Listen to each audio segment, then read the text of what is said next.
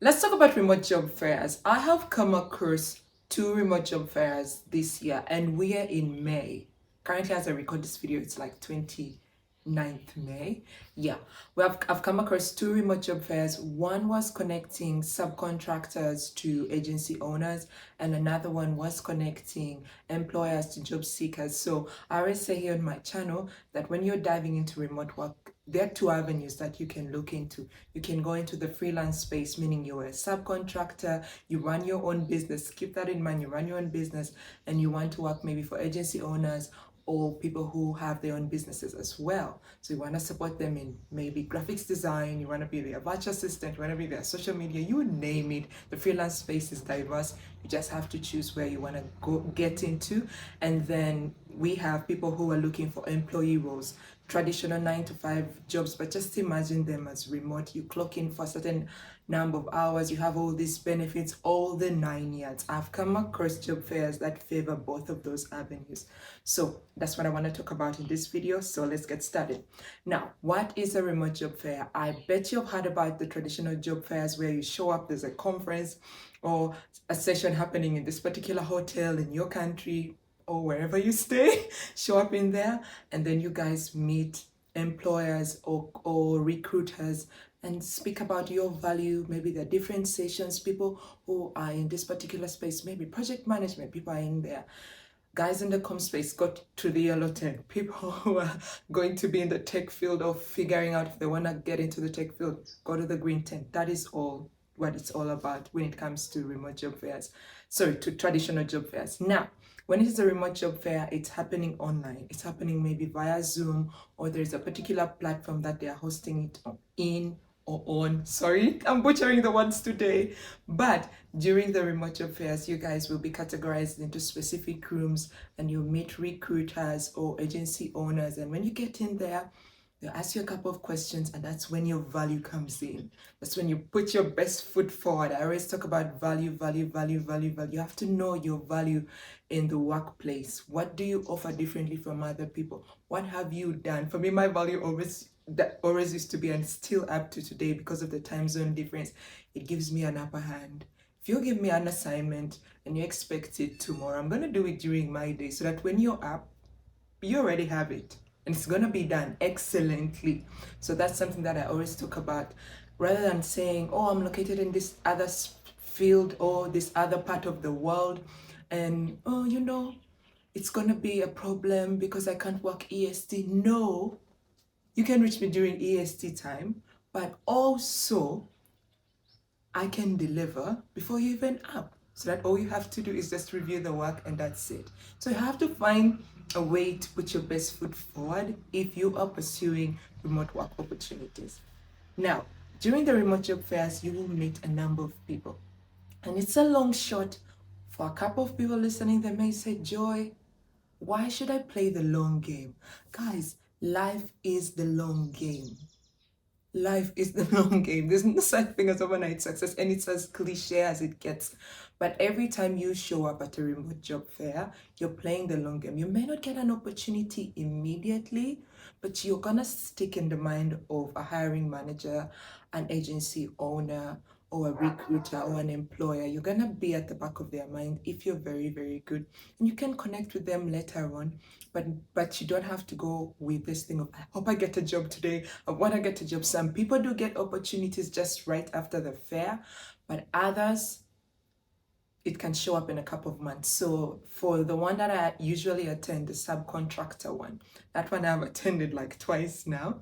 During the subcontractor fair, they even tell us like, hey, you may not be hired now, but maybe in a couple of months, because the lady who organizes the subcontractor fairs that I've been to, Tasha Booth, she is working with agency owners. And when she's working with these agency owners, they're in the process of building their agency. So maybe in the beginning stages, they're not looking to hire support in the first 3 months. But what about the next 3 months of the year? And that's where you come in. But they will still attend the fair and scout. Is this someone I can work with?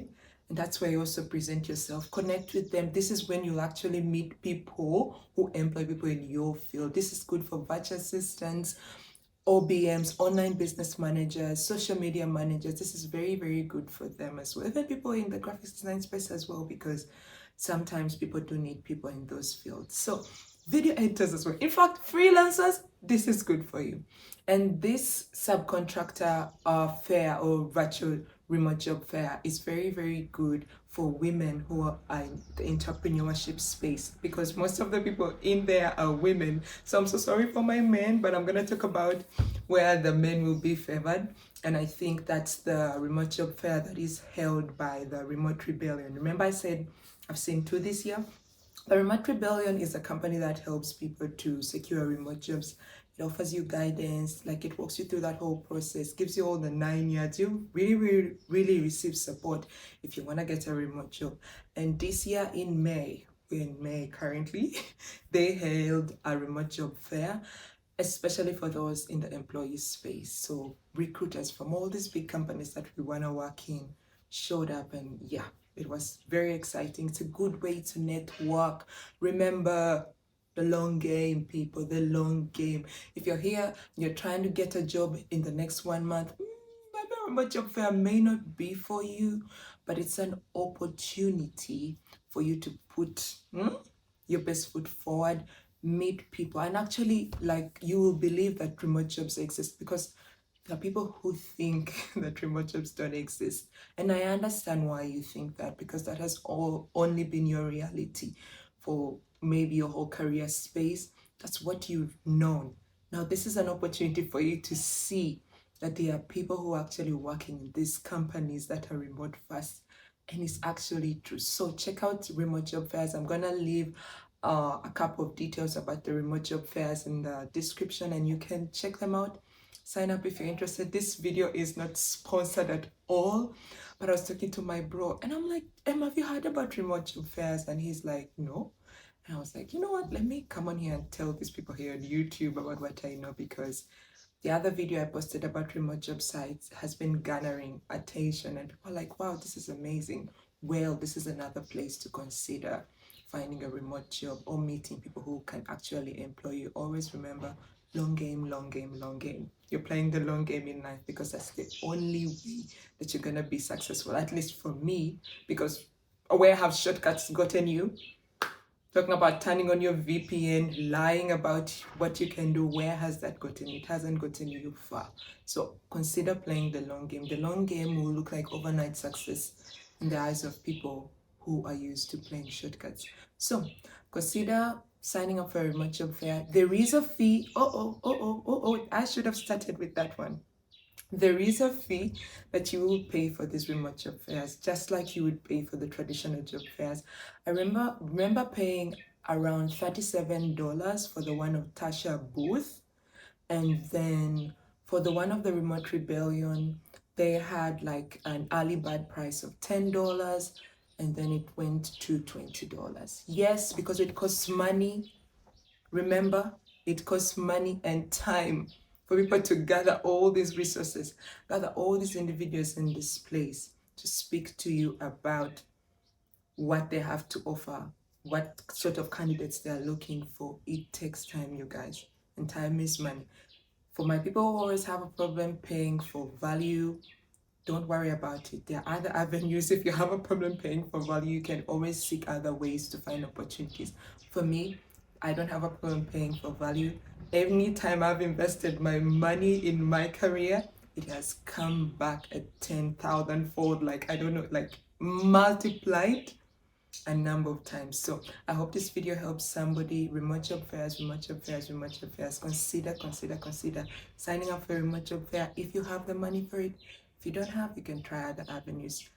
I bet this will help someone. So feel free to share this video, like and subscribe, and I'll see you guys in my next video. I'm so excited that you guys have been watching and emailing me about the details that you want me to speak about. So I'm up for the job and I'll keep sharing. Bye guys.